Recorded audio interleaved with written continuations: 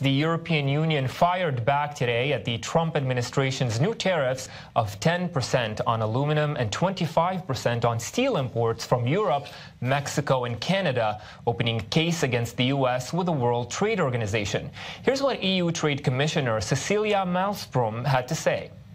We were not at the negotiating table. Our offer was that you take this gun away from us, we sit together as friends and equals, and we discuss, and eventually this could lead to negotiation. This would, of course, require a mandate from the member states. So we never got this.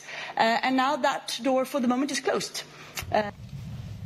And joining us now from Washington is Veuger, an economist at the American Enterprise Institute. But first, let's go to our reporter, Asher Westropp-Evans, here with us in studio. And Asher, it seems fair to say that this is only the first shot in Europe's response. Absolutely right. And Europe is working very hard to characterize a unified voice and a unified angle on their response and retaliation to this U.S. tariffs. However, they're working very hard to avoid the term trade war, with Federica Mogherini, the EU foreign policy chief, having this to say earlier. The European Union is not at war with anyone. We don't want to be. For us, this is out of question. War doesn't belong to our DNA or vocabulary. We've had enough of different wars in our history. That's over. And while those wars may be over, as Mogherini says, there are distinct measures that are being put in place by Mexico, the EU and Canada, with all three proposing or putting in place various retaliatory tariffs. We've got Mexico putting out flat steel lamps, an array of agricultural goods, all being tariffed. The EU is proposing taking on American items of jeans, motorcycles, bourbon, corn, which is going to be a big one, and of course responding with steel. And Canada responding with their own tariffs on steel and aluminium, and of course the first thing to come up in any trade dispute, maple syrup. Maple syrup. Well, Stan, I have to ask you, we have retaliatory tariffs. We have Europe going to the WTO. We have President Trump talking that he may be targeting German luxury cars. He doesn't want to see any Mercedes-Benz rolling down Fifth Avenue. To me, this looks like a trade war. Is the U.S. in a trade war with Europe now? I mean, I think you're right. This is certainly the start of a trade war. We see these tariffs being imposed without any kind of reasonable justification.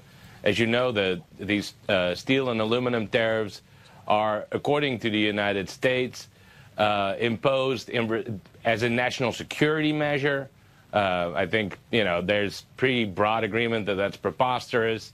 As Canadian Prime Minister Justin Trudeau pointed out yesterday, it's insulting even that the U.S. would treat its closest allies this way. And, I think you're right. This kind of erratic behavior has no place in the normal functioning of the rules-based trade order that we've had for the past few decades.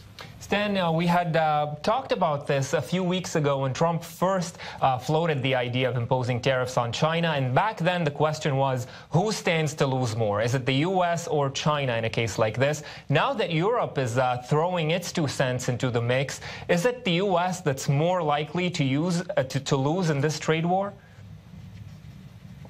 Well, to be clear, everyone here loses, because even these retaliatory tariffs from Canada, from the EU, from Mexico will harm consumers within the European Union, in Canada and in Mexico, as they will now they'll lose their access to tax-free imports from the United States. So it's important to remember here that everyone loses.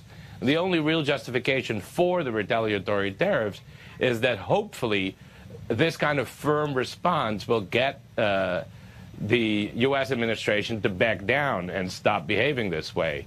But, until then, everyone loses.